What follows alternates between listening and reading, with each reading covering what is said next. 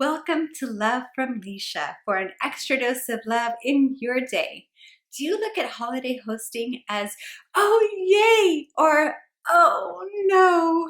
If you're looking to boost the oh yay instead of the oh no, this video is for you.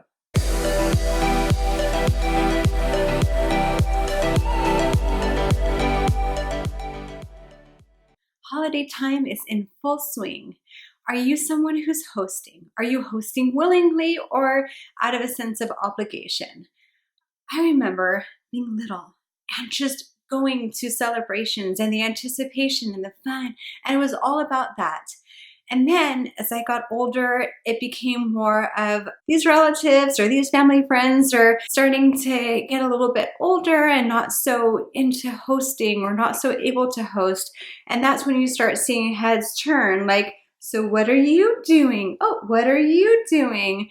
And people start to look for other options. That was our case. Thanksgiving time in our family, there aren't a lot of options for who's going to host. And so family looked to us because we have a table that can accommodate a large part of the family. So all of a sudden, there was this heavy sense of, okay, it's on us now. We've got to do this. There are those that love hosting, and I really admire that. They just enjoy setting the table, making it amazing. We had family friends that hosted for years that did that. Everything was just right out of a magazine. It was so elegant, and it was so enjoyable to be there, and the food was delicious, and everything was so nice. What's key about that, though, is not so much what the food tasted like. Yeah, of course that matters. And not so much like what the table looked like. All of that helps. The biggest thing was how we felt when we were there. There was a warmth, there was a joy. The hosts were present and really seemed happy to have their guests in their home. So that's really key, is how you're showing up, not so much what you're doing. So consider from that point of view, how do you want your guests to feel when they leave your home at the end of the night? Do you want them to feel like, wow, that was so nice, we had such a great time, it was relaxed and fun and in the spirit of the holiday? Or do you want them to be like, wow, so-and-so seemed really stressed, or, oh, we never saw so-and-so. They were always in the kitchen. Were they even there? And what was all of that sighing and clinking and clanking in the kitchen? Even if things are amazing, if you have an environment where there's stress and intensity and chaos, then what is that for? The holidays are about creating memories. So first thing, think about how do you want to show up? Then work from there. What feels manageable?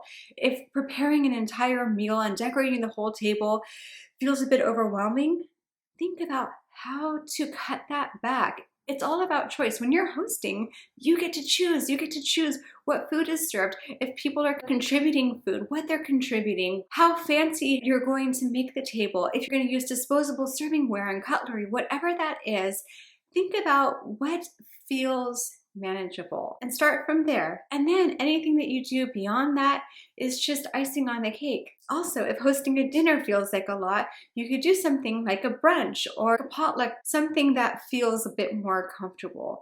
Don't let perfectionism and the need for things to be a certain way get the best of you. This year in our family for Thanksgiving, there was so much going on in my husband's and my lives, and we have 2 young children, and the thought of like, okay, preparing the turkey and all of the fixings, especially when we had also done that last year, just felt like a lot.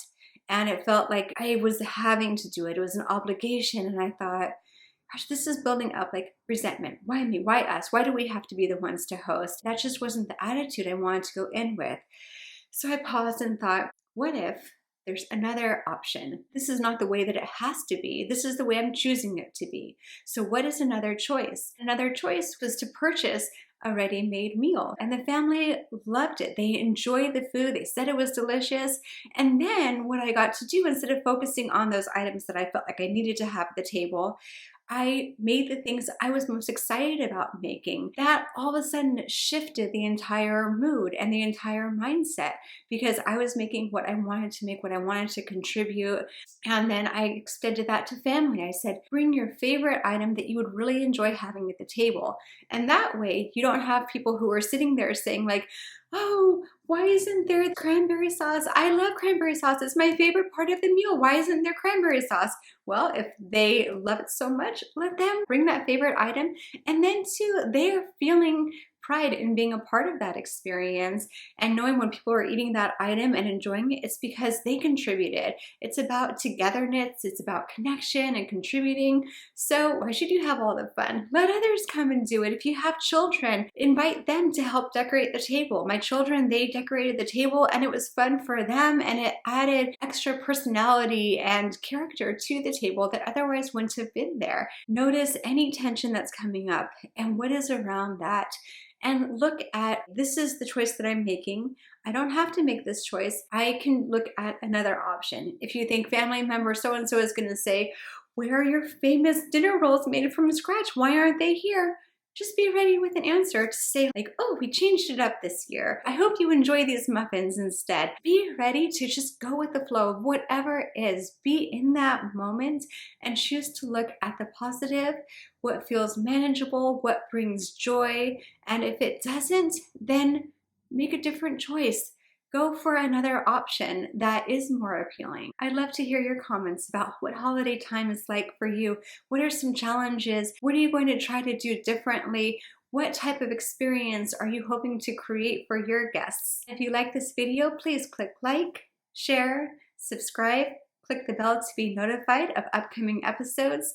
And for more about me, my website is coachlisha.com. Happy holidays, and until next time, with more love from Lisha. Bye.